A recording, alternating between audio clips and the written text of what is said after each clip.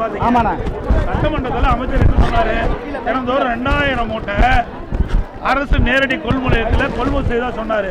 ஆனா இங்க வந்து லோட்மேனை கேட்டா அவர் வந்து ஒரு நாளைக்கு 900 மூட்டை தான் நாங்க நேரடி கொள்முதலத்துல நாங்க மூட்டை இடம் போடுறோங்கிறாங்க.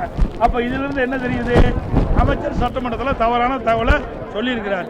அவர் சொன்ன மாதிரி தினந்தோறும் 2000 மூட்டை இங்க நேரடி கொள்முதலில் இடம் போட்டிருந்தா இன்னைக்கு இந்த மூட்டை எடை போட்ட மட்டும் இல்லை, எடை போட்ட மூட்டையெல்லாம் இங்கே அடுக்கி வச்சிருக்கிறாங்க. இந்த மூட்டையெல்லாம் லாரி அனுப்பாதனால இந்த மூட்டையெல்லாம் எடுத்துகிட்டு போக முடியல. இந்த மூட்டையில் குடோன்லேருந்து வெளியே கொண்டு போகாதனால புதுசாக விவசாயிகள் கொண்டு வருகின்ற அந்த நெல்லை எடை போட்டு வைக்கிறதுக்கு இடம் இல்லை. கிட்டத்தட்ட 15 நாளாக இந்த காட்டூர் பகுதியில் இருக்கின்ற மக்கள் தங்கள் நிலங்களில் விளைந்த அந்த நெற்பயிரிலிருந்து இந்த நெல் மணிகள் எல்லாம் மூட்டை பிடிச்சி இன்றைக்கு பல மூட்டைகள் மழையில் நனைஞ்சு முளைச்சிருக்குது. சாலையில் நெல்மணிகள்லாம் குவிச்சு வச்சு முளைஞ்சிருப்பதா நேரடியாக அப்படி செய்தியாட்டி சொன்னாங்க. இதை பார்த்துங்க. விவசாயிகள் கண்ணீரோட இன்றைக்கி அப்படி வேதனை தெரிவிக்கிறாங்க. இந்த தீபாவளி கண்ணீர் தீபாவளியாக விவசாயிகளுக்கு ஆகிட்டது.